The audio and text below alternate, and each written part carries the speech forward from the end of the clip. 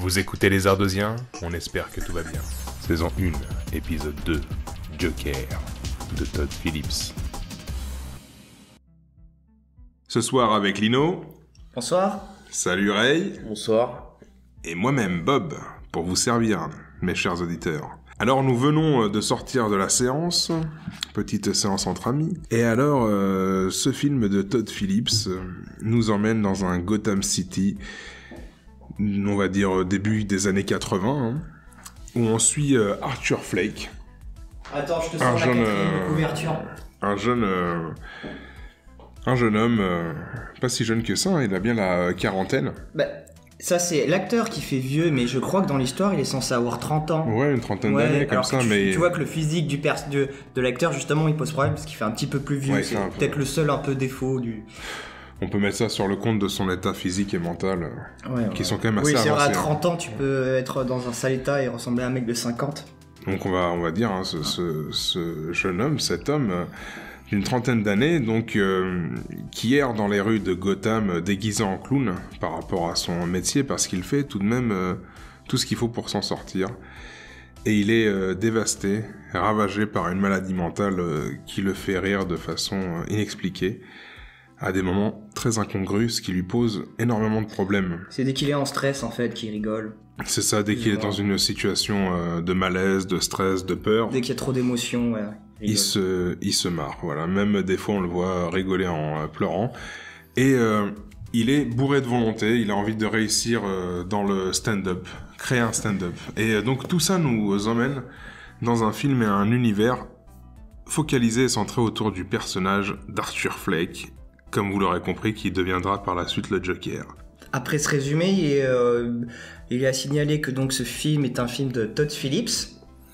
Et c'est d'autant plus notable que ce réalisateur avait jusqu'à présent quasiment réalisé que des comédies. En fait, il était surtout connu pour Very Bad Trip, 1, 2 et 3, qui sont le 1... C'est rigolo, c'est poilant. C'est vraiment très marrant. Le 2 aussi, le 3 un peu moins. Tu l'as vu, toi, Ray ? Ouais, j'ai vu. T'as vu les 3 ? Ouais, j'ai vu les 3. Qu'est-ce que t'en as pensé, alors ? Bah, le premier était sympa parce que c'était surprenant. Le 2 est cool, j'aime bien le personnage de Phil. Et puis le 3, bon bah il n'y a pas beaucoup de surprises, mais bon... Mais c'était quand même des bonnes comédies. Dans les comédies américaines, c'est certainement ce qui s'est fait de mieux ces dernières années. C'est vrai. Et il a fait également le film War Dog. Alors je l'ai pas vu. Oui, c'est vrai, oui. C'est vrai qu'il a fait War Dog, c'est vraiment génial. En fait, c'est tiré d'une histoire vraie, mais c'est vrai que vu que les mecs étaient assez sympatoches et délurés, c'est une comédie, comédie tragique quand même. Il y a des moments où c'est assez chaud vu que ça traite de 2 vendeurs d'armes. Ah oui, donc oui, c'était déjà quand même aventuré au-delà de la simple comédie à travers ce film. Il est un peu plus complexe que... Ah oui, complètement plus complexe. Ah oui, que Very Bad Trip. D'accord. Et ce film, bon voilà, nous on fait la critique un petit peu en retard. On aime ça. Voilà, le film il a fait énormément de buzz à sa sortie. En fait, on le fait à la sortie DVD, donc. Voilà, on le fait à la sortie DVD. Il a fait énormément de buzz à sa sortie au cinéma. C'était en automne 2019, je sais plus quand exactement.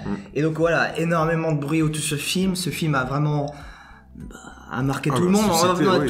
Complètement. On l'a tous vu tous les 3 au cinéma. Et je crois que, c'est de l'avis de tout le monde que c'est un film marquant qui va marquer un petit peu son empreinte. Ah, complètement. C'est un classique, je pense. C'est déjà devenu un classique. Quasiment. C'est rare de voir des films qui sont aussi marquants et qui marchent aussi bien, parce qu'en général, un bon film qui marche, c'est rare. Qui marche autant, c'est très rare. C'est vrai. Dans tous les sens du terme, c'est une réussite. Et donc c'est aussi avec Joaquin Phoenix. Voilà, notamment grâce à Joaquin Phoenix. Et alors, juste avant toute chose, donc comment avez-vous connu le film ? Comment êtes-vous arrivé à ce film, si vous vous souvenez ? Comment avez-vous perçu le truc ? Moi j'ai vu, avec ma femme, on a vu la sortie, on a vu une bande-annonce. On a flashé directement parce que déjà dans les bandes-annonces c'était très bien fait. Pas comme les bandes-annonces de 3 minutes et demie où on te montre un peu tous les moments épiques du film. Là, c'était une vraie bande-annonce comme je les aime, où on nous en dit pas trop, où c'est justement, où c'était bien fait. Et puis, c'est vrai que, étant assez fanat de l'univers comics DC, c'est vrai que DC je préfère même à Marvel. Ah, donc t'es team DC, toi. Ouais, j'aime bien Batman. Bah surtout Batman, je regarde ça depuis que je suis môme. J'aime bien les animés Batman. Ah, l'animé de 92 oui, c'est pas contre Tesla. C'est un peu Tesla qui est mis en scène dans le laboratoire de ce physicien. De Mr. Freeze, tu veux dire? Non, il se bat contre le physicien qui veut posséder le monde.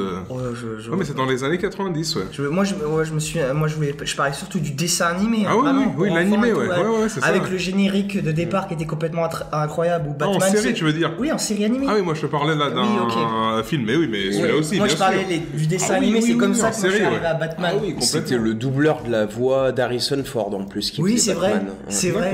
Et le générique d'intro de ce dessin animé là a été fait par Hans Zimmer, avec des décors totalement expressionnistes, avec des immeubles déformés, tout noirs, avec Batman, avec cette explosion énorme, Batman qui se bat sur les toits. Il se bat contre des malfrats, voilà. Sur les toits avec des éclairs qui déchirent le ciel, une musique totalement épique. C'est ça, et je me souviens qu'il jette le batarang dans la scène, et voilà.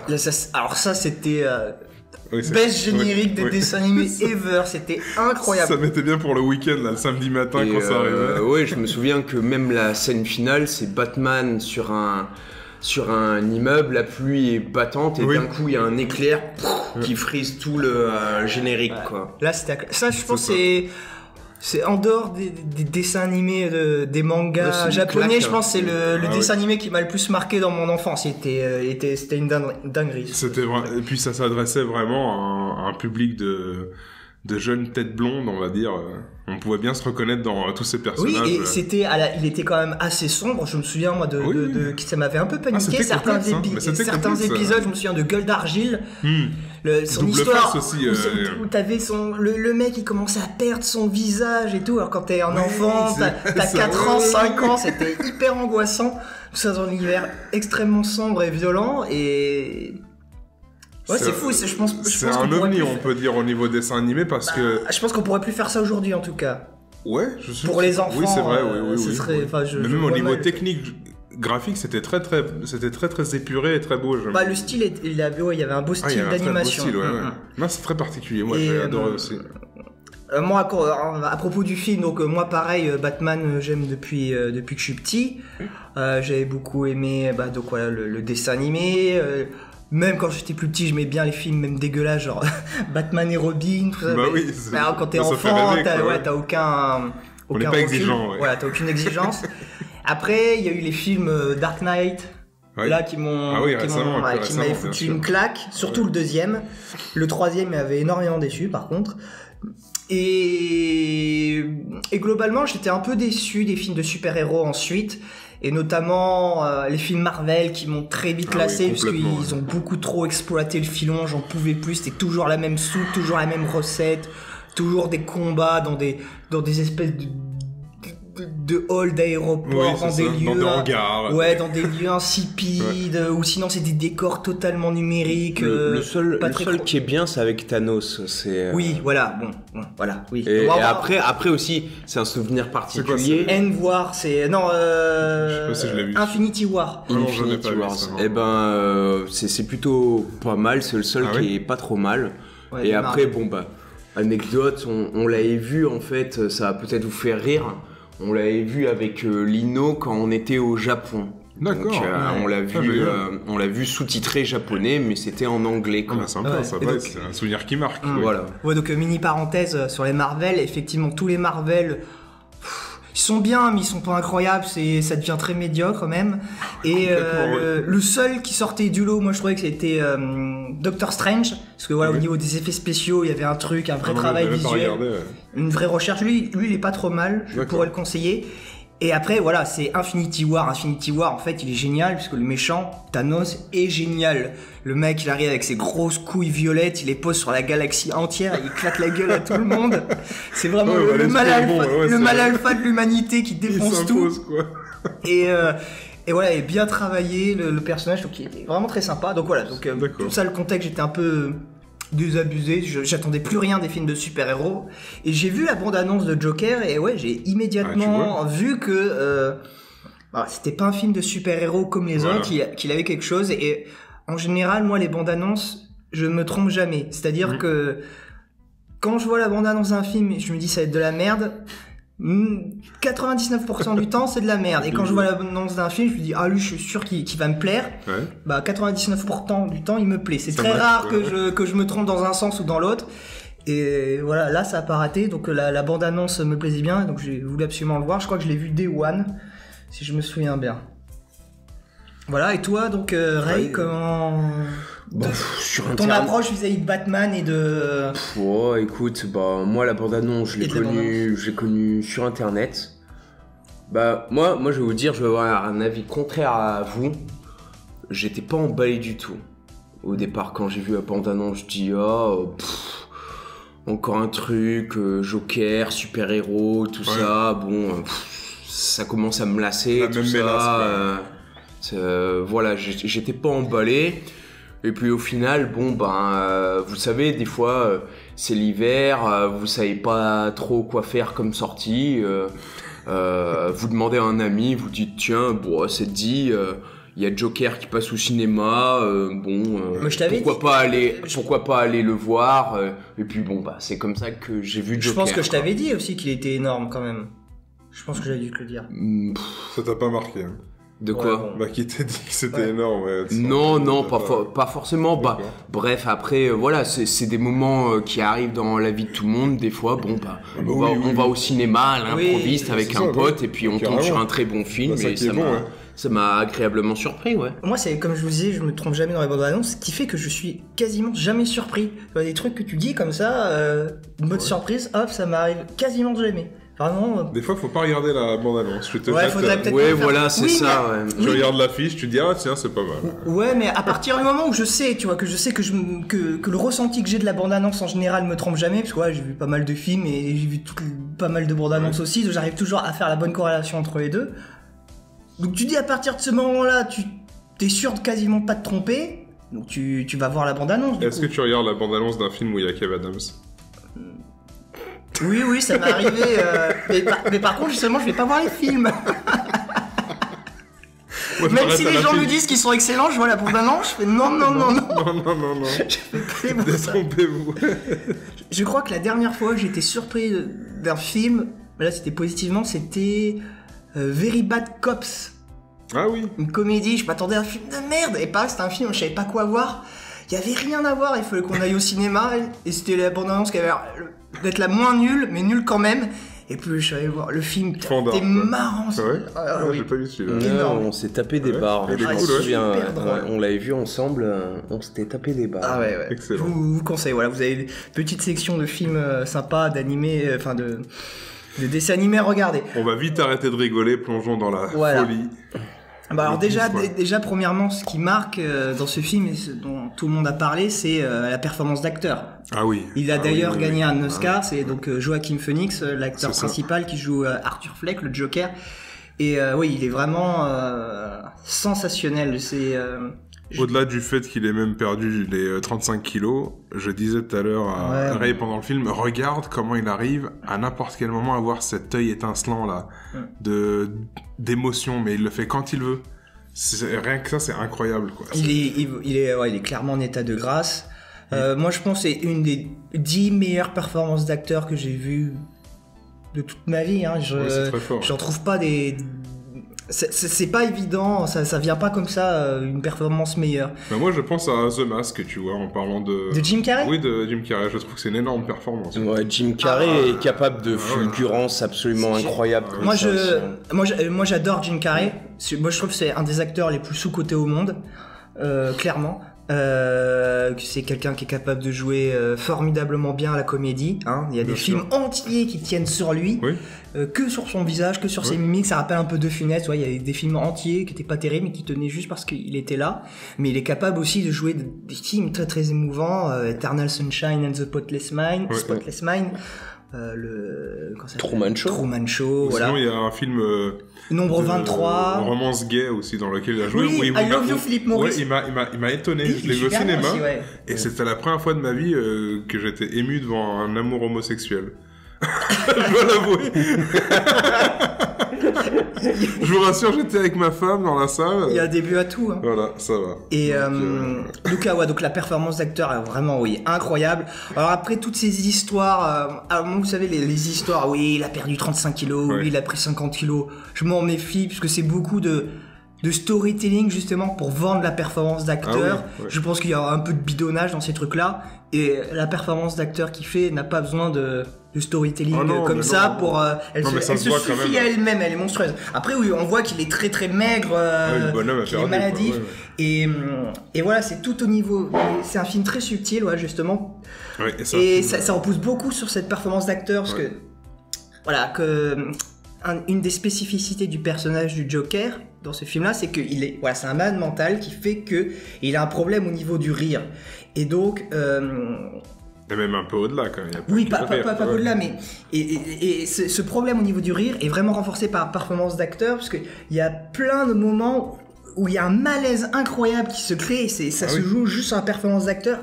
Et cette idée du rire, elle est très bien parce que en fait c'est un personnage qui est extrêmement triste et plein de fois il a envie de pleurer. Et là où c'est horrible, c'est qu'il ne peut pas pleurer.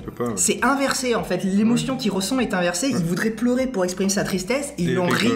Et c'est abject comme situation. C'est vraiment dur. Donc ça crée vraiment énormément d'empathie vis-à-vis du personnage. Et ça souligne d'autant plus. À côté de cette maladie qui le ronge, ce qui est incroyable, c'est qu'il a une volonté face à tout ce qu'il entreprend qui est énorme. Il a un esprit combatif. Oui. Tout aussi fort que la maladie qui le ravage. C'est ça. Et ça, c'est éblouissant. C'est quelqu'un qui essaye vraiment de s'en sortir et qui a toutes les difficultés du monde contre lui. Hein. Alors, je voulais faire une parenthèse à propos de la maladie. J'ai vu un reportage il y a pas longtemps, une interview d'un homme qui a cette maladie. D'accord. Et aux États-Unis, on ne le reconnaissait pas forcément, sa maladie, on ne la respectait pas. Et depuis que ce film est sorti, carrément, on respecte qu'il ait cette maladie, en tout cas, on reconnaît. Mais ça c'était obligé. C'était obligé qu'une maladie comme ça existe. Il y a tellement de gens sur Terre. T'as tellement des pètes de partout. Non, mais c'est. Je veux dire, t'as des hommes arbres, t'as des gens qui ont fusionné avec leur canapé, donc t'as forcément un mec qui rigole alors qu'il a envie de pleurer. Non, oui, bien sûr, mais c'est pour dire l'anecdote, quoi. C'est que ce film a permis quand même. C'est formidable, parce que ce film a permis de reconnaître cette maladie, quoi. C'est bien, je trouve. Là, on se demandait justement est-ce que ça existait vraiment. Moi, je me demandais. Et moi, là où on voit que le film aussi est également très bien filmé et très bien pensé, très bien construit, c'est que justement comment est amenée cette maladie, comment tu la comprends, c'est bien un truc tout simple. C'est à un moment donné, il se met à rigoler avec un enfant dans un bus. Et l'enfant lui répond de la bonne manière. Ils ont un vrai échange sympathique. Et c'est la mère de l'enfant qui est méfiante, qui se pose des questions, qui commence à le louspiller. Et en fait, il tend une petite carte. Et c'est une carte où, en gros, c'est une carte de malade qui explique je suis malade, j'ai telle maladie. Oui, parce qu'il commence à se taper un fou rire à ce moment-là. Ouais. Et donc, là où c'est très bien fait, c'est que c'est simple et efficace, et c'est bien rentré dans la mise en scène, c'est pas au forceps, et donc il t'explique vraiment bien la maladie en profondeur, tranquillement, pas de manière artificielle. C'est ça. C'est équilibré, c'est bien fait, c'est une bonne réalisation. C'est ça, et en fait, dans le film, ce qui va se passer, ce que j'ai remarqué, c'est qu'en fait, ce personnage de Joker va toujours chercher à avoir une connexion avec les enfants, en fait. Et moi, je l'ai ressenti, en fait, qu'il veut avoir une connexion avec les enfants parce que on sait que l'enfant, en fait, ce n'est pas un être qui est complètement construit, donc il n'est pas, pas là à juger. Il se rapproche d'eux, oui. Il est très spontané, en fait. Ouais, et c'est quelqu'un qui a le cerveau, c'est quelqu'un de brisé, qui n'arrive pas à rentrer en connexion avec d'autres personnes de son âge, d'autres travailleurs, et les seuls avec qui il arrive à communiquer à peu près correctement, c'est les enfants, justement. C'est ça, exactement. Il cherche toujours la connexion avec l'enfant quand tu regardes le film. Ouais. C'est là, encore une fois, tu vois bien la subtilité de l'écriture du personnage. Il est très complexe. Ouais, il est très complexe. Et comme tu disais, voilà, c'est quelqu'un qui, malgré tous ses problèmes, essaye d'aller de l'avant. Quand essaye de travailler, c'est quelqu'un qui se sent affreusement mal. Il dit qu'il s'est jamais senti heureux ni bien une seule fois dans sa vie. Il est maladroit. Il est poisseux, il est malade, il vit avec une mère avec qui il a une relation toxique.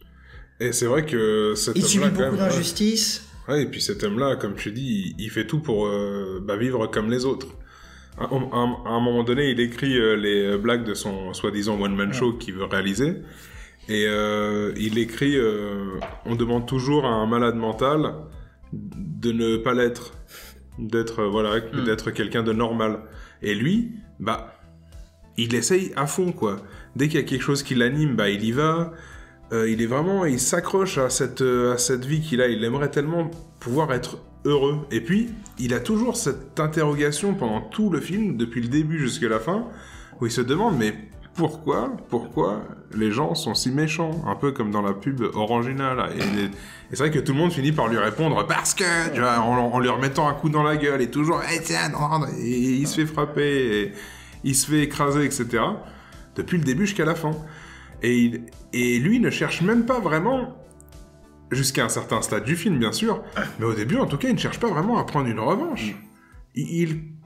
Il continue, même, c'est pas lui qui va quitter son travail, c'est le patron qui le vire comme une pauvre merde, en se foutant de sa gueule, en lui disant « Mais c'est pas possible, tout ce qui t'arrive, là, c'est des grosses conneries, et puis là, t'as en plus déconné, tu te ramènes avec un flingue à l'hôpital. » Je voudrais parler, une des premières scènes, c'est quand il regarde la télé avec sa mère et qui se plonge d'un coup comme s'il était dans l'émission télé, dans le public, en fait. Ouais. Avec Murray. Voilà, c'est vrai qu'il a beaucoup d'hallucinations et de moments de rêve comme ça dans le film. On en parlera, je pense. Donc, dans cette scène, moi, elle me plaît parce que j'ai noté quelques petits trucs. C'est que, au début, Murray aperçoit Arthur dans le public qui rigole, il dit levez-vous, il lui tend un micro. Et puis au début, Arthur dit bonjour, je m'appelle Arthur Flex et puis je vis avec ma mère. De suite les moqueries du public. Déjà parce que ils doivent se dire quel loser. Le gars il a plus de 30 piges, quel loser, tu vois. Et bien évidemment, on est dans ses hallucinations, son rêve. Il y a de suite Murray qui le défend, qui dit non, vous moquez pas de lui, moi aussi j'ai vécu avec ma mère, etc. Et je suis le petit garçon dont on ne peut pas il dresse une vision de la mère avec une certaine tendresse. Ouais. Et puis après, Arthur raconte ce qu'il a à dire, etc. Et il dit ma mère m'a dit que je dois semer le rire et la joie. Oui, c'est ça qu'il dit. Ouais. Voilà. Et c'est là où tu vois encore une fois la qualité de l'écriture, c'est que c'est une écriture réaliste où c'est le personnage de Joker, c'est le loser absolu, c'est une victime, il est tragique et c'est bien loin des derniers Jokers qui avaient toujours été faits où c'était un personnage cool, qui était celui qui avait eu juste avant, celui qui avait été joué par Jared Leto, tu vois, c'était une espèce de bad boy racaille de merde qui était censé être classe avec des dents en or. C'était un effet de style. C'était un effet de style, mais c'était vraiment pourri, tu vois, c'est comparé à une écriture subtile comme ça, c'est de la chiasse, clairement, faut le dire. Et même du coup, ça ravardise un petit peu les derniers Jokers qui avaient eu d'intéressant. C'était celui de Heath Ledger, il était pas mal, mais il avait le côté cool, il avait le côté badass, genre Batman est arrivé, il lui cassait la main sur une table, il sentait rien, tu vois, il avait un côté dur, il avait un côté manipulateur, il était pas victime, il était pas loser. Mais attention parce que... Machiavélique, je dirais, excuse-moi de te couper, mais Todd Phillips explique qu'il prend le personnage du Joker de l'univers de Batman, et en fait, il lui intègre une psychologie et travaille beaucoup plus sur la psychologie d'un homme brisé dans une société moderne. Et se sert un peu du prétexte de la forme du Joker pour plus parler de la psychologie d'un homme brisé au sein de sa société. Et c'est là où lui-même dit en fait qu'il fait une vraie scission entre le Joker de Batman et le Joker qu'il veut interpréter. Qu'il met en scène, pardon. Et c'est intéressant parce que du coup, ça ne met pas en valeur, ça ne met pas en avant la violence. C'est pas un film qui est pro-violence, c'est un film qui parle de violence. Il le subit. C'est pas un mec cool qui va défoncer c'est pas un Joker cool qui va défoncer les gens. Non, c'est quelque chose de clinique et tout ça. Tout le monde est victime de la violence qui est engendrée par un système qui est en fin de cours, qui est chaotique. Mais le film commence par... Excuse-moi. C'est ça. C'est de la violence. Le film commence également par une scène de tabassage. Mais même avant ça, quand il se maquille, vous voyez là, la toute première scène où elle est en train de se maquiller dans son atelier de bureau avec tous les autres clowns. À la radio, qu'est-ce qui passe à la radio? Ils disent la ville est en état d'urgence par rapport à l'infestation de rats. Ouais. Donc on peut se rendre compte que cette ville est carrément dans un état de pourriture, de dégradation, où il y a les rats qui sont de partout. Et puis on les voit de temps en temps, des espèces de rats monstres qui passent sur les coins si on fait bien attention. Il y a des poubelles partout. Et au milieu de cette ville qui est en train de s'écrouler socialement, il y a ce pauvre mec. Et ça rappelle le réel, ça rappelle Marseille, ça rappelle Naples. Et c'est encore une fois, c'est là où on reconnaît. J'en ai parlé par le passé, mais on reconnaît les très grandes œuvres dans le fait qu'on peut projeter plein de choses dedans et que ça s'invalide pas, que c'est toujours juste.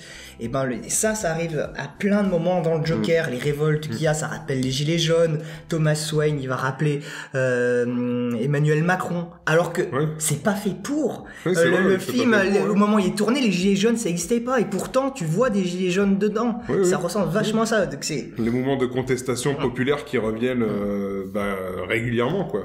C'est ça qui me fait dire que c'est un très bon film. Et une autre chose qui me fait dire que c'est un film qui est vraiment monstrueux, c'est... Alors ça, c'est une qualité, c'est le seul qu'il a dans tous les films de super-héros que j'ai vus. C'est le seul film où tu enlèves la licence d'origine, ben le film reste tout aussi bon. Marvel, tu enlèves Marvel, mais ça devient n'importe quoi. C'est dégueulasse, ça ressemble plus à rien. Marvel justifie en fait tout ce qui se passe. Les Batman, tu enlèves la licence Batman, ça fait tout de suite cheap, c'est beaucoup moins bon. Là... En fait, tu sais pas que c'est un film Batman, ça tient tout autant la route. Et donc, il est excellent dans le sens où tu enlèves la licence, il reste un film superbe, mais même quand tu la mets et que t'es bien au courant de la licence de l'univers Batman, il est parfaitement cohérent. Parce que alors, le personnage du Joker, dans Batman, ça a toujours été le chaos. C'est le fouteur de chaos, c'est tout part à volo à chaque fois qu'il arrive. Sans aucun but, quoi. Sans aucun plan. C'est ça. Et lui, et du coup, il se sert Todd Phillips se sert du personnage du Joker, du chaos, pour être la petite étincelle de chaos qui va faire partir à volo le système. Donc ça, c'est cohérent. Et la construction mentale du Joker est une fois de plus cohérente vis-à-vis de Batman, c'est-à-dire c'est ce qu'il est lie. Ce qu'il lie. Le lien que Todd Phillips met en place entre les Wayne et donc tout le long. Et les flics. On sait pas si il est réellement le fils de Thomas Wayne ça ou va pas. Spoil. Oui, ça spoil. On parle de choses. On spoil comme d'habitude. Là, ça va divulgacher à fond. Il y a un lien très ténu et tout le long du film, on n'arrive pas à savoir si c'est vraiment son fils ou pas. Et par moment, on se dit c'est pas son fils. Par moment, on se dit c'est son fils. Et du coup, cette espèce d'incertitude, on ne sait pas qui c'est le Joker, on connaît pas les origines du Joker, comme dans tous les grands épisodes, tous les grands films de Batman. Donc ça, c'est respectueux du personnage du Joker, c'est parfaitement cohérent avec la licence. Donc, moi, autre scène que j'ai remarquée, parce que je la dis, parce que sinon on va la zapper, c'est que en fait toute cette histoire, la violence va monter vraiment crescendo. Donc par où ça commence, c'est que d'abord il se fait tabasser dans une ruelle par des morveux dans une rue, parce qu'en fait il tenait un panneau publicitaire pour un magasin. Il faisait le boulot. Voilà. Donc après cette scène, ce qui va se passer, c'est j'appelle ça la scène du vestiaire. Donc il est en train de se changer. Il est en train de discuter avec tout simplement un collègue de boulot, et le collègue de boulot lui dit « Mais Arthur, tu vois bien que cette société est dingue, les gens sont fous. » Et puis, à ce moment-là, il lui donne un pistolet. Et Arthur est encore dans la raison, il lui dit « Mais tu sais très bien que j'ai pas le droit à une arme, je suis handicapé mental quand même. » Et il lui dit mais non, il faut que tu te protèges, etc. Et en fait, cette scène, c'est le serpent qui tend la pomme à Adam, en fait. Tu vois, c'est la tentation, en fait. Moi, oui, complètement. Je l'ai oui, vu comme ça, tu vois. Tentation, ouais. Ah, ou la boîte de Pandore. Ouais. C'est ça, j'ai vu une tentation, en fait. C'est vrai, ouais. Oui, il lui donne il y a une dissonance parce qu'il se dit, ah non, bah, moi je suis handicapé, je peux pas, faire ça, ouais, je pourrais pas maîtriser tout ça. Et en même temps, il se dit, ouais, quand même, bon, ça pourrait me servir. Mais il a peur, quoi. Tu sens que oui, il a peur, il se met à le trimballer sur lui, ce pistolet. Il a peur, donc il est pris dans un espèce d'engrenage auquel il n'arrive pas à s'extirper. Et c'est vrai, comme tu disais, Lino, il y a beaucoup de reflets de notre société et des sociétés passées aussi. Voilà, ça c'est un des thèmes importants du film, c'est que la société qui montre, c'est notre société à nous. Ça a beau se passer fin des années 70, début des années 80, il y a énormément de choses, d'allégories, ou même de choses vraiment concrètes dans le film qui sont les mêmes que chez nous. Donc par exemple la violence, voilà, comme vous disiez, il se fait tabasser gratuitement. Violence gratuite. Dans la rue, il se fait agresser dans le métro. Puis il y a le mépris de la part de ces mecs qui viennent en costard se payer une nuit dans le métro. Moi je l'ai un peu perçu comme ça. Quand ils rentrent dans le métro, ces trois traders là. Oui, c'est un peu les gagnants de la mondialisation face aux perdants de la mondialisation. Ça. Ils arrivent, et puis au lieu d'être dans leur limousine comme d'habitude, ou dans leur Uber, pardon, pour être calé avec l'époque, ils se payent une petite virée. Je suis pas sûr qu'il y avait des Uber dans les années 70. Non, mais pour nous, tu vois. Oui, ok, d'accord, oui. Et les mecs, voilà, ils viennent se payer une petite tournée en métro et... Ils s'encanaillent en allant dans le métro. Et là, ça part en couille, quoi, totalement, et où, justement, il est livré à la première fois à la violence. Mais ce qui est aussi intéressant, par rapport aussi à ce reflet des sociétés, c'est le reflet d'un homme fragile, qui a toujours existé aussi, quelqu'un de fragile dans une société immense et de populations diverses et variées, et où lui, en fait, c'est comment dire, c'est vraiment le gars du patelin, c'est l'autochtone. Il est là, quoi, il a toujours été là, et puis c'est lui qui ne profite de rien, et dont personne ne s'occupe. Même l'assistante sociale qui le voit régulièrement, qui lui file ses médicaments, ne l'écoute pas vraiment. Et c'est vrai que c'est, dans le cinéma américain, la misère blanche est quelque chose qui est très peu évoqué. Il y a peu de personnes qui l'ont évoqué. C'est Stallone, on a beaucoup parlé dans les films Rocky ou même Rambo. Mais dans le cinéma, à Hollywood, c'est quelque chose qui est très peu perçu. Et là, tu la vois, tu te la prends en pleine tronche avec ce personnage. Il y a aussi Il était une fois à New York. Alors ça, c'est les immigrés juifs, oui, voilà. Ouais. Alors oui, c'est vrai que c'est pas les autochtones, ouais. C'est pas les autochtones, mais quand bien même, c'est surtout, en fait, c'est pas l'histoire de misère blanche, là, c'est l'histoire d'immigrés, surtout. Il était une fois l'Amérique. Ouais, voilà, c'est ça. Ouais. Et oui, c'est vrai que c'est plus sur la communauté juive, ouais. Oui, voilà. Il y a une série qui s'appelle My Name is Earl. Ah oui, génial. Et bah voilà, ça parle de la misère blanche, qui est très drôle comme série d'ailleurs. Je vous la conseille aussi. Mais toi, je me souviens que My Name is Earl, ça m'avait choqué. Dans le sens, je me suis dit, oui, on parle beaucoup de la misère des latinos, des blacks aux États-Unis, c'est très bien, mais la misère des blancs, des rednecks, il y en a plein. Et là, c'est une sorte de redneck devil, c'est un mec qui est un peu perdu. Il est génial. On en parle très très peu. Là, ce film, là, il en parle. Oui, il aborde vraiment le sujet. Oui, effectivement, il est perdu, ce cher Arthur Fleck, et comme j'avais dit, il essaie de se trouver des échappatoires. Déjà, il le fait, comme j'ai dit, avec les enfants, en essayant de créer des connexions avec les enfants. Mais il l'essaie aussi avec l'humour, avec la fameuse émission de ce Murray Franklin, qui est l'homme... qui au départ la Nuna, quoi, c'est la Nuna de notre monde. Voilà. C'est un peu ça, mais c'est l'homme qui l'inspire, c'est l'homme qui se fait évader de son quotidien un peu sombre, un peu triste. C'est l'homme qui lui fait ressentir un côté paternel même. Un côté paternel, mais au moins un rire sincère, tu vois, dans tous ces rires qui sont forcés, il y a peut-être un rire sincère là-dedans. Ah oui, qui provoque à lui, tu veux dire ? Hein ? Qui provoque à lui, à Arthur, un vrai rire. Mais ce que tu dis, c'est encore une fois, c'est le reflet de notre société actuelle. C'est vrai que l'émission de ce Gary, c'est Gary qui Murray. L'émission de ce Murray, c'est l'équivalent de Touche pas à mon poste. C'est Joué par Robert De Niro. Voilà, c'est le rendez-vous que la ménagère de 50 ans attend, qu'elle va regarder. Tous les jours. Et c'est une émission qui se fout de la gueule des gens, en fait. Ouais. Et tout le monde est autour, comme ça, à rigoler de ça. Et cette émission est aussi l'allégorie des médias sociaux, où on prend des petits bouts qui sont issus des petites vidéos issues de smartphones, pris sur le fait dans la rue, et qu'on diffuse comme ça en masse, alors que ça devrait pas être sortir du contexte, qu'on diffuse en masse pour se foutre de la gueule des gens. Ben là c'est un peu pareil, là c'est pas issu d'un smartphone, c'est l'essai to one man show qui fait dans un bar, qui est diffusé à la télé alors que ça devrait pas, et tout le monde se fout de sa gueule, et c'est ce qui incite Murray à l'appeler pour le faire venir dans son émission et pour se foutre de sa gueule encore plus. C'est très moderne comme mécanique de télé. Et c'est dégueulasse. Tout en lui faisant croire qu'il va faire de lui une star. Oui, sur une espèce d'ambiguïté débile. Et ça, il le dénonce, le Joker. Ça, c'est un moment fort du film. Juste pour revenir au Joker, en fait, aussi pour dérouler un petit peu l'intrigue. Donc voilà, il arrive plein de galères, il perd son boulot.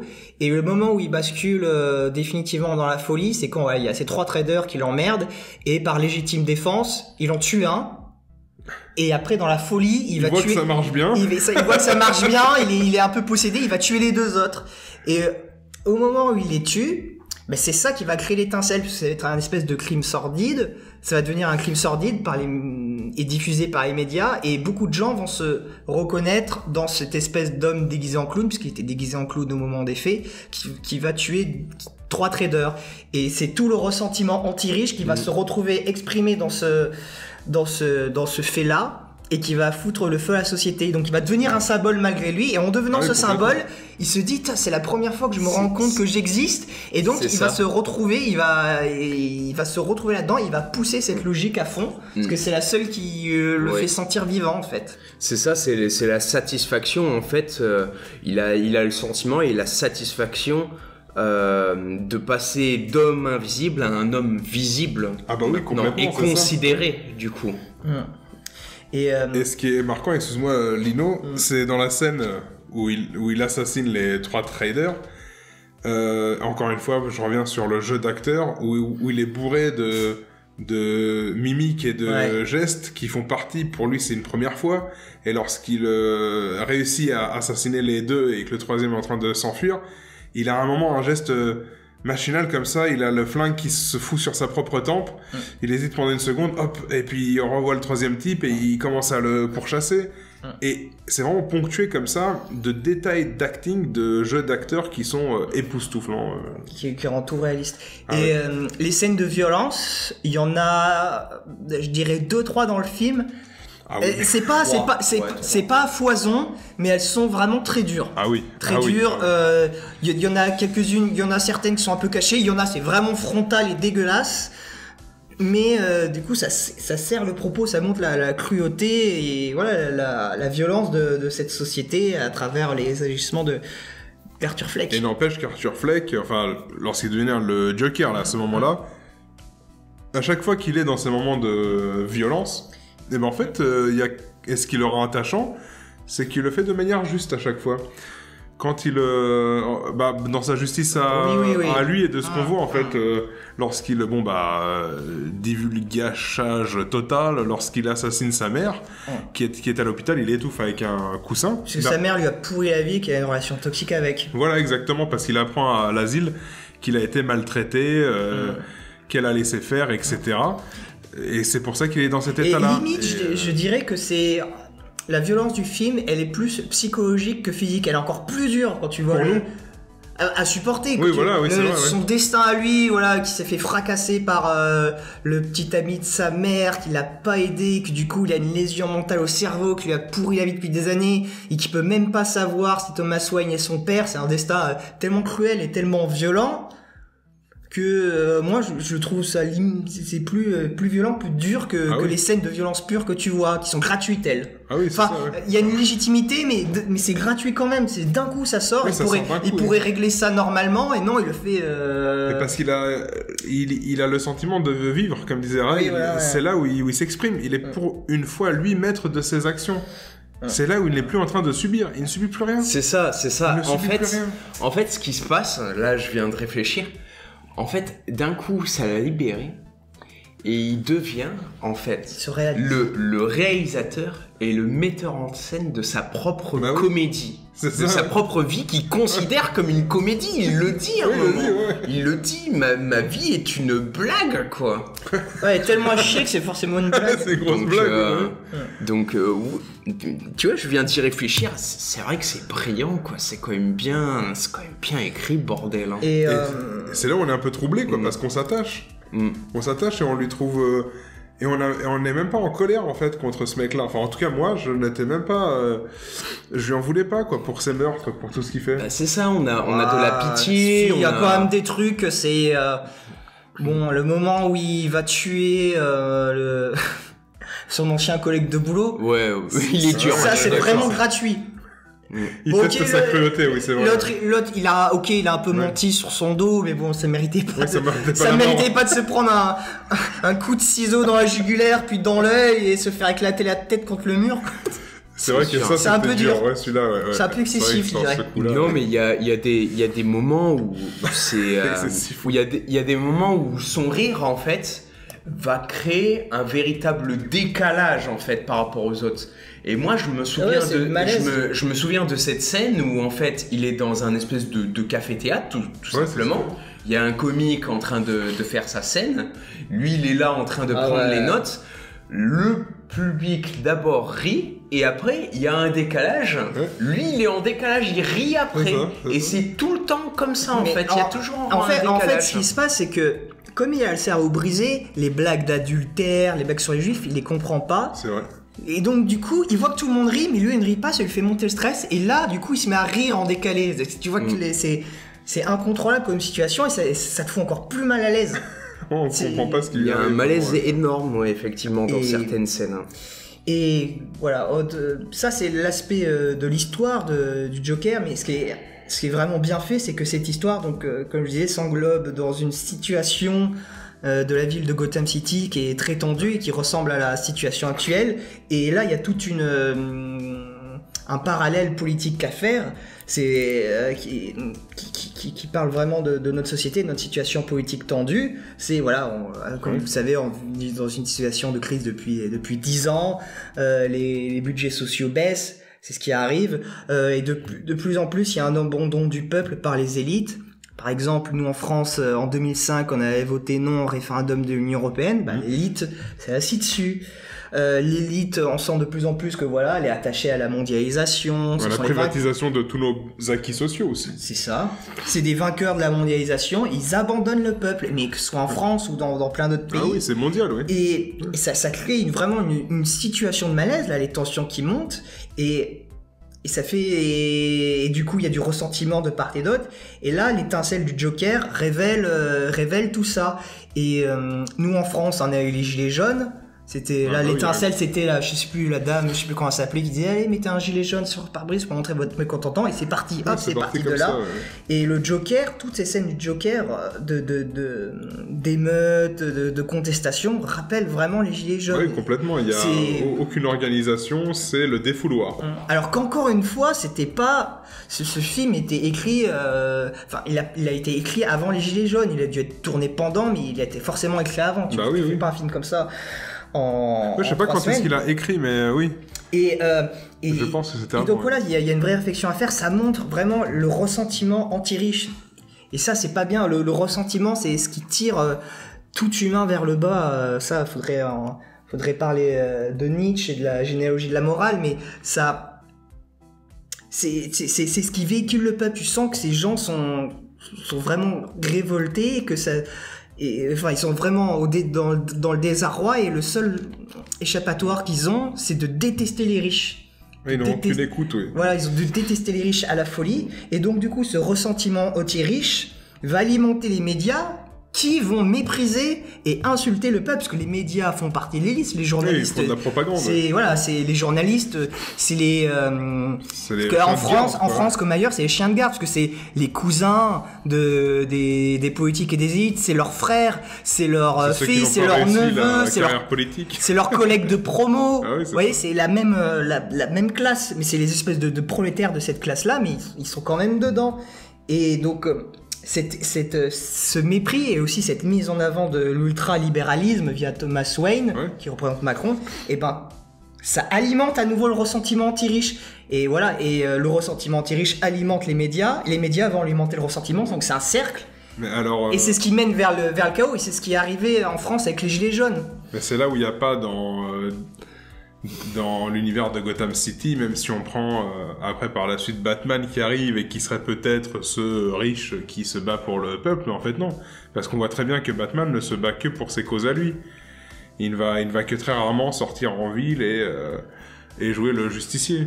Il se bat toujours en réponse à une attaque du Joker qui cible justement toujours des endroits ultra riches ou des complexes banquiers, etc. Donc même en fait, le gros problème, c'est que on nous dit, à travers l'univers de Batman, que cette ultra-classe de riches n'a jamais de réponse constructive face au prolétariat ou aux pauvres. Oui, oui, ça montre leur médiocrité. Et encore un truc très important, c'est que le ressentiment anti-riche, il n'est pas glorifié. Alors j'avais vu des... Dans le film ? Oui. Ah ben non. J'avais vu des analyses à l'époque de personnes qui disaient « Oui, ce film, je n'aime pas trop, parce que c'est vraiment de l'exaltation, voilà, de la haine du riche et tout. » Mais il le montre. Il ne met pas en avant. Il montre à quel point c'est le chaos, à quel point ça mène à la haine et que ça tire tout le monde vers le bas. D'ailleurs, c'est le ressentiment qui tue les parents de Bruce et qui crée Batman. Oui. C'est toute cette haine, parce que au moment où il se fait tuer, Bruce Wayne et sa femme, c'est Thomas Wayne fait « Ah ah, tu l'as bien mérité !» C'est un mec avec un masque de Joker qui les bute, fait « Tiens, bien fait pour ta gueule !» Tu vois, c'est du pur ressentiment. Ray, tu voulais dire un truc ? Bah, moi je suis pas du tout d'accord sur le truc de Gilets jaunes. D'accord. Pas du tout d'accord. Tu l'as pas senti comme ça ? Non, j'ai vu tout simplement le film sans penser à ces trucs-là. Par contre, ça m'a sauté à la gueule, moi. Par contre, en revoyant le film ce soir, il y a une partie qui m'a fait penser à Emmanuel Macron, c'est quand Bruce Wayne dit que vous êtes des clowns. Voilà, il parle de vous êtes des clowns, et moi ça m'a fait penser s'il cherche un responsable qui vienne me chercher. Ça a fait écho direct dans ma tête. Mais j'ai pensé à cette phrase-là. C'est comme Macron qui dit les caissières illettrées, tu vois, qui est ultra méprisant avec le peuple. C'est exactement la même chose. Traverser la rue pour trouver un travail. Voilà, il en a fait des dizaines, des trucs comme ça, Macron, pour dégueuler sur le peuple français. C'est vrai que Thomas Wayne a un côté comme ça, très élitiste et déconnecté du monde, en fait, de la population. Mais voilà, non, effectivement, j'ai pas forcément pensé à ce côté gilet jaune, voilà. Pourtant, moi, je le trouve évident. Non. En fait, c'est pas comment dire, il a pas calqué les gilets jaunes, comme je disais. C'est une situation. Il a parlé d'une situation. De ressorts psychologiques et de ressorts d'une société. Tu veux dire que ça coïncide, effectivement. Voilà, et ça coïncide parfaitement. Et comme je te disais, il y a dû avoir d'autres révoltes dans le monde qui fonctionnaient exactement sur les mêmes principes. Des gilets jaunes, mais des révoltes populaires. Oui, des jacqueries à travers l'histoire. Et c'est ça qui est, comme je disais, c'est ça qui est fort dans les grandes œuvres, c'est qu'elles sont éternelles et qu'elles parlent à tout homme, à toute époque, en tout temps. Tu peux retrouver des choses importantes dedans. Et c'est ce qui fait que Joker est un bon film. Rien que dans les toutes premières images, quand t'as cette énorme typographie de Joker qui vient prendre tout l'écran et qui s'installe, qui te dit bam, tu vois, et il se colle à l'écran comme à chaque fois. Arthur Fleck, lorsqu'il est à un guichet ou quelque part, lorsqu'il parle à quelqu'un, il se colle tout le temps. Il a ce truc, alors je ne sais pas trop ce qu'il a voulu dire par là, le réalisateur, mais dès qu'il est... Bam, il se colle au gris, il parle dans l'asile avec le réceptionniste, il est collé. Il est dans une cabine téléphonique ou dans un bus, il est tout le temps collé à la vitre, il est tout le temps collé comme ça en train d'observer les gens. Qui est fatigué, alors il est... Ah oui. Tu vois, il y a de ça, oui, peut-être, il est fatigué tout le temps. besoin de se reposer quelque part, quoi. Et puis, il y a ce truc, quoi, c'est qu'il cherche toujours de l'amour. Il cherche en permanence. De la douceur. Et comme il la trouve pas, il est obligé de se l'inventer. Et donc il s'invente une romance avec une métisse. Avec sa voisine, oui. Voilà, et on se rend compte que tout ça est artificiel, ce n'est que dans sa tête. Totalement artificiel. Et c'est d'autant plus dur, hein, et d'autant plus malheureux pour lui, même si on sent, enfin moi en tout cas j'ai senti dès le départ qu'il y avait un truc qui tournait pas rond dans cette affaire, que c'était un peu du fantasme. Oui. Mais là, après, oui, c'est clair. Après, il se retrouve dans son appartement après une dure journée, il en peut plus. Et la meuf, elle le tège, elle le reconnaît à peine. Oui, elle sait que c'est son voisin, mais c'est tout, quoi. Elle est flippée. Autre point qui est très bien dans le film, c'est la bande son. Génial. L'OST, Alors, je ne sais pas qui est l'auteur. Alors, les auteurs, il y en a plusieurs. Hein. Oui, je pense que c'est il y a des musiques, des vieilles musiques de jazz, des choses comme ça. Alors, ça m'avait pas autant marqué la première fois que je l'ai vu, quand je l'ai vu au cinéma, mais là, oui, là j'y ai prêté un peu plus d'attention et l'OST, la bande son est très très bonne. Ouais. C'est de la qualité. Hein. Ce film, je lui trouve pas vraiment de défaut. Hein. Limite, le seul défaut que je t'ai dit, c'est que l'acteur principal fait plus vieux que l'âge qu'il est censé avoir le Joker. Oui, c'est vrai qu'il y a de ça. Parce qu'il est censé avoir 30 ans, parce qu'en gros, oui, il a forcément 30 ans, parce que sa mère ne travaille plus pour les Wayne depuis 30 ans. Ah oui. Donc, il a forcément 30 ans. Elle a une soixantaine d'années, sa mère, quand même. Ouais. Oui, c'est ça, ouais. 30 ans. Oui, c'est ça, ouais. Et ça coïncide.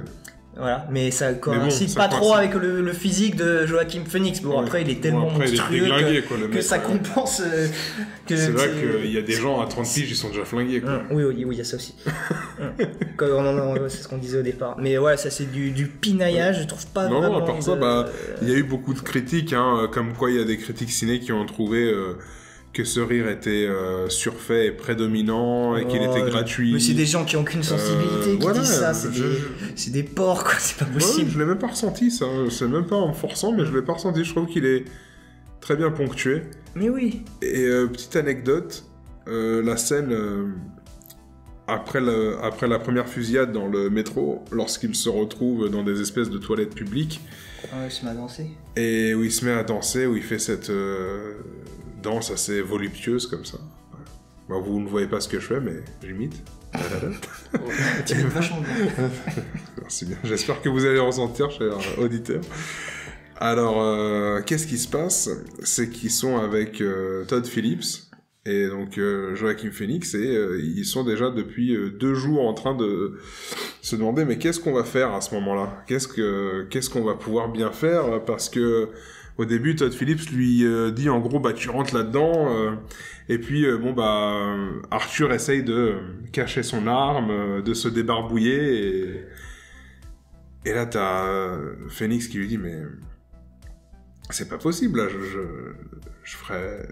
Arthur il fait pas ça en fait. C'est pas ce que je ressens. C'est pas ce que je ressens, Arthur, et c'est la première fois qu'il fait ça, et sait pas quoi faire. Et Todd Phillips lui dit bon viens, il l'emmène dans le décor, il se pose dedans, et il lui dit tiens, hier soir là je viens de recevoir une nouvelle bande son de notre compositrice, dont je n'ai plus le nom, mais qui a fait donc tous les moments très anguleux comme ça, stridents. Les musiques d'ambiance. Ouais, les musiques d'ambiance lugubre un peu. Et là il lui met... Il reste 1 heure comme ça, il fait le tour, et d'un coup, t'as Phoenix qui commence la danse. Et ça le prend comme ça, sur la musique. Philippe se regarde, il regarde, il le laisse faire, et puis il lui dit, c'est bon, maquille-toi, on appelle toutes les équipes et on tourne maintenant, c'est maintenant. Et donc ils ont fait ça, en pleine nuit, comme ça lui est venu... Juste en écoutant la musique, il a dit c'est ça, c'est la naissance. C'est après la fusillade quand il est aux chiottes là. D'accord. Ouais. Et qu'il est dans sa comme cette chrysalide qui s'ouvre et qui laisse enfin le Joker. Le papillon. Le papillon qui vient de se guérir de tout et qui existe quoi pour la première fois. Il devient qui il est. Et Todd Phillips en écrivant ce film l'a écrit avec Phoenix dans la tête. Déjà, il l'écrivait en se disant qu'il n'y a personne d'autre qui peut le faire, il n'y en avait pas parlé, etc. Ça se voit, tu sens que le film est en fusion totale avec son acteur principal. Ouais. C'est du cousu main. Oui, complet. Ah, voilà. Après, petite anecdote aussi sur Joaquin Phoenix. Je sais pas si vous avez vu son discours qu'il a fait au moment où il reçoit les Oscars. Super écolo, là Non, super... comment dire White... Trop de blanc dans le cinéma. Ouais, ethno-masochiste. Oui, je sais que je fais partie du problème. Oui. C'est insupportable. Alors après, bon, j'ai vu que les extraits, apparemment, quand on voit le discours en entier, c'est un peu plus nuancé que ça. Ouais. Mais bon, ça m'a fait un peu mal au cœur de me dire, un acteur aussi formidable, capable de sortir de telles... Conneries et d'une confondante banalité maintenant à Hollywood. Et voilà, d'une médiocrité en fait. Alors qu'il est extraordinaire et son discours de remise d'Oscar, la médiocrité absolue. Les mecs verront le film dans 60 ans et ils verront le discours qu'il a donné quand il a reçu l'Oscar. Enfin, waouh, il y a un truc qui va pas. Il y a une dissonance. Ouais, voilà. Moi, ce que je me dis avec tous ces discours de il n'y a pas assez de Chinois dans le cinéma, il n'y a pas assez de Noirs dans le cinéma, il n'y a pas assez d'extraterrestres, etc. Faut arrêter à un moment donné. C'est comme en politique, il n'y a pas assez de femmes. Enfin, c'est n'importe quoi. C'est pas qu'il n'y a pas assez, c'est que les candidats qui se présentent au cinéma, à la politique ou dans un restaurant ne sont pas sélectionnés par rapport à leur sexe, leur race, ils sont sélectionnés sur leur capacité. Ouais, c'est la qualité qu'il faut la juger. Qualité, la capacité, on s'en fiche. Voilà, et puis c'est ça qui compte. C'est quoi ces conneries même dans les... Bon je digresse un peu, mais pour parler de ça, dans les municipales, il faut être 50 hommes-femmes dans les listes de partis et des colistiers. Mais c'est des absurdités. C'est n'importe quoi. S'il y a 30 femmes qui font l'affaire, on prend les 30 femmes. S'il y a... Enfin, c'est par rapport à la qualité, au savoir-faire qu'il faut engager quelqu'un. Ouais, c'est la seule chose qui doit compter normalement. Ah oui, c'est pas sur sa couleur de peau, c'est pas sur son ethnie ou quoi que ce soit. Enfin, c'est quoi ça, c'est encore plus discriminant, je trouve. Enfin, tu peux vouloir juger juste sur ton ethnie, mais il faut être cohérent. Faut se dire raciste, faut pas se dire antiraciste dans ce cas-là. Voilà. Il y a un truc qui va pas. Voilà, exactement. Donc voilà. Et c'est comme dans le cinéma, on veut nous faire du noir bashing là partout, changer blackwashing. Enfin du noir. Mais c'est n'importe quoi. Enfin c'est totalement fou. Ils vont tout remplacer. On va faire un Napoléon noir. D'ailleurs, ça me fait penser. Il y a eu une espèce de mini. De mini campagne fake news sur Twitter, c'était à propos d'une série Netflix. Ouais. Ça devait être sur Mohammed. Ah oui, sur Mahomet. Et donc tu voyais l'affiche Netflix avec la tête d'un musulman avec marqué en gros Mohammed, l'histoire de Mohamed. Et je me souviens, j'avais beaucoup rigolé parce qu'il y avait en dessous qui avait marqué pourquoi c'est pas joué par Omar Sy. Voilà, oui. Parce que le nom tu le mets partout dans tous les rôles. Ah, il est partout, c'est vrai qu'Omar, même aux États-Unis, il y a. Oui, dans les rôles des rôles de médecins, je sais plus, c'est quoi, un truc de médecin de campagne, une vieille série de films, une vieille série de livres, et hop, ils le mettent.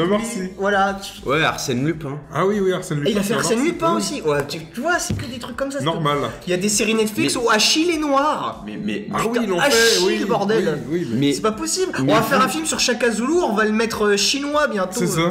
Ça va être génial. Mais non, par contre, ils le feront pas, ça. Je ne peux pas accepter ça. Vous n'acceptez pas c'est un acteur avec un sourire resplendissant. Vous ne pouvez pas accepter ici. Il est formidable, il dégage une énergie fantastique. Après, c'est cette énergie française. C'est vrai qu'il y a un problème un peu différent dans le cinéma, c'est que quand tu joues des personnages réels, faut essayer de s'approcher un petit peu du personnage. Tu peux pas tout mélanger, faire comme si la race n'existait pas du tout non plus, tu vois, que ça avait aucune importance, la couleur de peau, les cheveux, tu vois, c'est violer l'identité du personnage. On va pas faire un film sur Nelson Mandela en Inuit. Oui, voilà, par exemple. Et les personnages qui existent depuis longtemps, ils ont une identité propre, c'est comme les personnages historiques, faut les respecter. James Bond, moi, je ne veux pas qu'il soit noir. Par contre, l'équivalent d'un James Bond en noir, je veux bien, moi, un super héros un super agent secret sud-africain, y a pas de souci, ou nigérian. Franchement, je trouvais ça vachement concurrent, ou même s'ils veulent 007. Il faut qu'ils inventent des héros noirs, pas que les noirs que les noirs piquent des héros blancs. Ou ou dans des Chinois, James ou Bond, n'importe quoi. ils veulent intégrer plein de races, il n'y a pas de problème. Mais alors, il faut scénaristiquement faire la chose. Tu fais genre une équipe maintenant, voilà, nous n'avons plus besoin d'un seul agent, mais on va être plusieurs. La Ligue internationale des agents secrets, c'est voilà, des zéros. Et là, ça sera les super zéros, tu vois. 0, et puis 0, voilà, 1, 0, 0, 0,2, voilà. Et puis on fait un truc comme ça, mais tu ne remplaces pas parce que y en a qui disent bouh, c'est nul, vous êtes raciste, il y a trop de blancs. Ça me fait penser à aux vidéos de El Ryan. Ouais. Où il dit un Thor black, ça vous irait? Et il interroge les gens ah ouais, un Thor noir, ça serait génial et tout. Par contre un Black Panther blanc, ah ben non, ça serait pas bien, ce serait raciste et tout. Elle est fou, quoi. Tu vois que c'est la dissonance collective. Enfin bon, c'est des Parisiens, quoi. Bon, voilà, faut dire la vérité aussi. Oui. Il interroge que dans cette ville, donc bon. Ah, et bah, il choisit son terrain, c'est sûr. Voilà, mais après, c'est pas que les Parisiens. Ça, c'est les gens mondialisés. Tu dirais ça à Londres, à New York, à Los Angeles, à Berlin. Les gens diraient pareil. Ce que je propose, par exemple, à Joaquin Phoenix, pour le prochain grand rôle qu'il décroche, et bah qui présente un noir à sa place et qui disent voilà moi je n'accepte pas, enfin si j'accepte, mais alors ça sera ce noir qui fera mon rôle avec oui vous allez le payer de la même manière. Ah oui. Juste pour en revenir au film, quand je dis que Paris, New York, c'est des villes mondialisées, ça rappelle le fait que justement les élites ont fait sécession avec le peuple. Les grandes villes, les grandes capitales mondialisées, c'est une population d'élite par rapport au reste de la population, et elles ont fait sécession. Tu l'as vu lors du vote du Brexit. Londres, les grandes villes, ils ont voté pour rester dans l'Union européenne. Les campagnes, non. Tu le vois à chaque élection en France. Le Front National, le Rassemblement National fait des scores totalement misérables dans les grandes villes, sauf peut-être à Marseille. Et alors qu'ils cartonnent dans les, alors qu'ils marchent bien plus en province. C'est là où on voit la scission, et ce film parle de cette scission encore une fois. C'est bien fait. Oui, c'est vrai que dans le Joker, ils mettent en avant beaucoup cette différence. En fait, c'est presque une lutte des classes, quoi. Oui, c'est ça. C'est une nouvelle lutte des classes contre les perdants et les gagnants de la mondialisation. Ouais. Alors que c'est vraiment dommage ça, parce qu'il suffirait que quelques personnes de l'élite, enfin quand je dis élite, c'est ceux qui ont l'argent en fait. Bah, c'est ceux qui ont le pouvoir, l'élite en fait. C'est ceux qui exercent le pouvoir. Et bah qui se réveillent par exemple et qui s'investissent tout simplement dans les provinces, dans la paysannerie. Mais ça n'a pas toujours été comme ça. C'est quand même quelque chose qui, par exemple, sous De Gaulle, c'était pas comme ça. Le parti gaulliste avait à la fois une très grosse base populaire. Et une très grosse présence dans les élites. Bourgeoise, quoi. Voilà. Sauf que maintenant, on arrive dans la France de 2020. La base, elle est où ? La base, elle est entre le Front National et la France Insoumise. Deux partis qui, à eux deux, doivent représenter quasiment 50% des voix et qui doivent avoir 20 députés à l'Assemblée. Voilà, l'élite a mis de côté de manière habile le peuple en France. Et c'est pour ça que par rapport à ce genre de problèmes et de problématiques qui sont répétées dans notre monde occidental et actuel, c'est vrai que lorsque je vois dans le Joker ces moments de chaos, il y a une espèce, malgré toute la réflexion, la sagesse que j'essaie d'appliquer, il y a une sorte d'excitation qui a toujours existé en moi face au chaos anarchique et qui me titille et qui me fait plaisir à chaque fois qu'il soit dans un film, soit dans la réalité, lorsque le chaos leur pète à la gueule à tous ces gens qui pensent tout maîtriser. Et lorsque le feu s'approche de leur cul, tu vois, et que tombent toutes les barrières, parce que c'est la séduction du ressentiment. Le ressentiment, il est très plaisant, il est très puissant. C'est pour ça que c'est très facile de se rouler dedans. Ça fait du bien, voilà. Moi, ça m'exaltait comme ça dans ce film. Je comprends, mais en vérité, si tu veux t'élever, faut pas aller là-dedans. Oh, mais laisse-moi parler de mes bas instincts. Mais oui, je sais, mais tu peux pas. Non, mais faut parler de ses bas instincts, y a pas de problème, mais il faut quand même dire que c'est des bas instincts. Voilà, c'est ça que je veux dire. C'est ce que je viens de faire. Voilà. Merci Lino, merci pour cette précision. Très bien.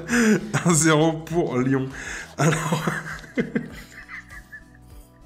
Ouais, bah moi je dis que ça me fait du bien dans les œuvres artistiques de voir représenter le chaos. J'aime beaucoup ça, ouais. J'aime bien, je trouve ça fulgurant, je trouve ça un bon exutoire. Justement, ça empêche de peut-être le reproduire en vrai, quoi. Ouais, ça c'est vrai aussi, ça. Il y a de ça. C'est vrai. Ou le lire, ou le voir, c'est toujours exaltant. Et le chaos est bien mis en scène dans le Joker, enfin il est bien filmé, ouais. Alors c'est ce qui fait aussi justement que ce film est un peu toujours entre réalité et la non-réalité, c'est justement le chaos qui est en train de dégommer cette ville, et voilà, il est esthétisé, il est beau. C'est ouais, pas le chaos affreux et atroce comme tu peux lire dans Guérilla par exemple. Non, c'est comme une fête. Voilà, c'est ça exactement. C'est un chaos festif. Oui, c'est ça, ouais. Les gens sont là, tout le monde danse. Tout va bien. Ouais, c'est ça, ouais. C'est vrai que quand on voit les corses animés, c'est plus dansant. Et un truc comme ça, ouais. Ouais, chaos festif, ouais, j'aime beaucoup cette notion. Et puis bon, la scène jubilatoire, c'est quand même toute la séquence sur le plateau chez Murray. Ouais, c'est vrai que bon. Oh là là là. Et là, je m'imagine. Et lui dit ces 4 vérités. Ça, c'est un truc qui est. On va pas tarder à terminer. Ouais. C'est un truc que j'ai beaucoup aimé aussi, c'est que tout le long, on a un peu d'espèce d'empathie et un espèce de mini-mépris pour le Joker. Tu te dis, bon, il est la moitié taré, il se rend pas compte de ce qui se passe et tout. Ouais. Et quand il arrive sur le plateau et qu'il dit les 4 vérités à Murray, il dit en fait, non, il a tout compris, il sait exactement ce qui se passe et tout. C'est ça. Et il est super intelligent, et bam, il le descend, quoi. Il le défonce. Et puis voir ce gros De Niro se faire plomber pour une fois, ça fait du bien. Ce bon gros démocrate bien gras de De Niro, prendre plein de plomb dans la tronche, ouais. Parce qu'on attend toujours qu'il vienne mettre une tatane à Trump, hein, comme il avait promis. Ouais, voilà, ouais, c'est ça. Voilà, il s'en prend une belle dans la gueule. Merci Philips, hein, franchement. Merci Philips. Bah, pour conclure, j'ai passé un super bon moment. Je l'ai vu au cinéma, je l'ai revu avec ma femme en DVD, je l'ai revu ce soir avec les amis. Et c'est toujours un moment toujours aussi particulier et très prenant. Pareil j'ai rien à dire, hein, on a tout dit, hein, de toute façon. Voilà. Et donc moi, en conclusion, je dirais que... En fait, il n'y a pas tellement besoin de mettre en avant ce film, puisqu'il a eu le succès qu'il méritait, il va probablement avoir des suites. Bon, ça c'est le problème, puisque s'ils font vraiment des suites de ce film, j'ai peur que ça soit pourri, puisque le film se suffit à lui-même. Bah oui, et donc rajouter des suites à des films qui se suffisent à eux-mêmes, en général, ça fait jamais quelque chose de bien probant. Donc je crains un peu pour la suite. Mais le film, voilà, en tout cas le film en lui-même se suffit, il a eu le succès qu'il a mérité, donc il n'y avait pas trop besoin de le mettre en avant, mais on a quand même fait l'émission là-dessus, parce que voilà, vous avez... C'est un film qui nous a marqué. C'est un film qui vous a marqué, comme vous avez... Ça fait longtemps qu'il n'y a pas eu un classique comme ça, de pondu quand même. Et comme vous avez certainement commencé à le comprendre chez nous, on essaye toujours de pas faire une critique purement cinématographique, purement littéraire, mais une critique en ajoutant un peu de politique dedans. Et donc voilà, on voulait faire un petit peu une petite analyse politique du Joker. Et voilà, j'espère que ça vous a plu. Et on se dit à bientôt. Merci très cher auditeur de nous avoir suivis pour cette émission. À très bientôt. Au revoir. Ciao. N'oubliez pas de partager, abonnez-vous, laissez des commentaires. C'était Les Ardosiens. Rendez-vous au prochain épisode.